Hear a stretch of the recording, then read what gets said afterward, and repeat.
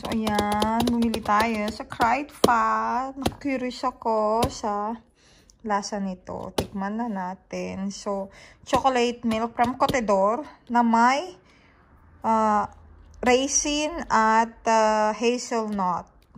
Looks yummy. So, kainin na natin siya. Curious ako sa ano.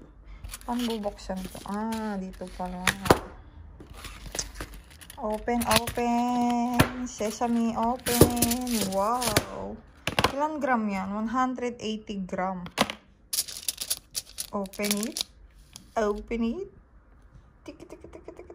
So, ganito yung itsura niya. Binuksan kong buo. Ang lalaki ng ano yung hazelnut. So, mag-ano tayo? Magbali. Oh, wow! Cotedor. Looks yummy. Ayan, oh. Hindi tinipid.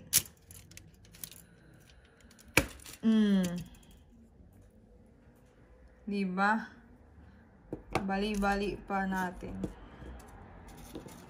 Another one. Tsaka tayo kakain.